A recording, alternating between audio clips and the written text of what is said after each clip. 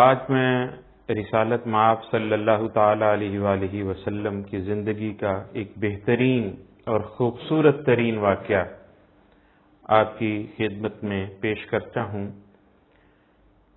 نبی پاک صلی اللہ تعالی علیہ وآلہ وسلم کے ایک بڑے پیارے صحابی جن کا تعلق دیہات سے تھا، وہ ہر جمعۃ المبارک نبی پاک صلی اللہ تعالی علیہ وآلہ وسلم کی بارگاہ میں حاضری دیتے۔ ان کی حاضری کا انداز یہ ہوتا کہ وہ علل صبح مدینہ شریف میں تشریف لے آتے اور مدینہ شریف کی منڈی میں پھرتے اور جو نیا پھل ہوتا اسے خریدتے اور پھر نبی پاک صلی اللہ تعالی علیہ وآلہ وسلم کی بارگاہ میں وہ جا کر کے پیش کر دیتے۔ پھر نماز جمعہ نبی پاک صلی اللہ تعالی علیہ وآلہ وسلم کی ابتدا میں ادا کرتے۔ بعد از نماز جمعہ رسالت مآب صلی اللہ تعالی علیہ وآلہ وسلم کی صحبت میں جتنا بھی وقت انہیں ملتا وہ گزارتے۔ اس کے بعد آقا کریم صلی اللہ علیہ وسلم کی بارگاہ میں عرض کرتے، یا رسول اللہ صلی اللہ علیہ وسلم، دیہات سے آیا ہوں، دل تو نہیں چاہتا کہ ایک لمحہ بھی آپ سے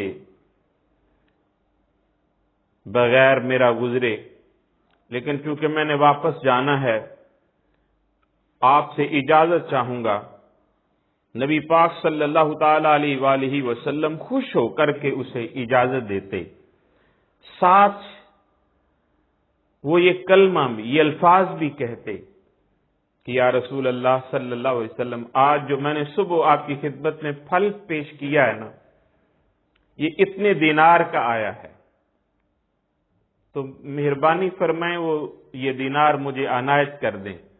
نبی پاک صلی اللہ علیہ وسلم مسکراتے اور وہ دینار اسے عطا کر دیتے۔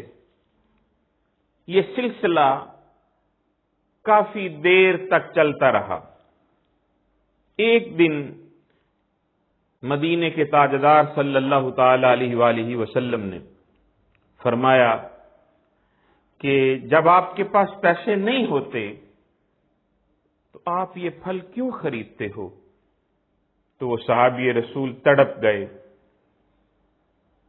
آنکھیں آنسوؤں سے بھر گئیں۔ عرض کی، یا رسول اللہ صلی اللہ علیہ وسلم، میں غریب ہوں، لیکن میری یہ غیرت گوارا نہیں کرتی کہ مدینہ شریف کی منڈی میں کوئی نیا پھل آئے، آپ سے پہلے کوئی اور کھا لے، میری یہ غیرت گوارا نہیں کرتی۔ ہوں غریب، مدینے کے تاجدار ہوں غریب، لیکن میری یہ چاہت ہے، میری یہ منشا ہے، میری یہ غیرت یہ پسند کرتی ہے کہ جو بھی مدینہ شریف میں پھل نیا آئے وہ سب سے پہلے آپ کے پاس آئے۔ نبی پاک صلی اللہ تعالی علیہ وآلہ وسلم کی رحمت جوش میں آتی ہے، آپ کھڑے ہوتے ہیں، اس اپنے پیارے صحابی، جانثار صحابی کو اپنے سینے سے لگاتے ہیں، پیار کرتے ہیں اور پھر اعلان کرتے ہیں کہ تم نے دنیا میں اگر جنتی دیکھنا ہو تو میرے اس صحابی کو دیکھ لو۔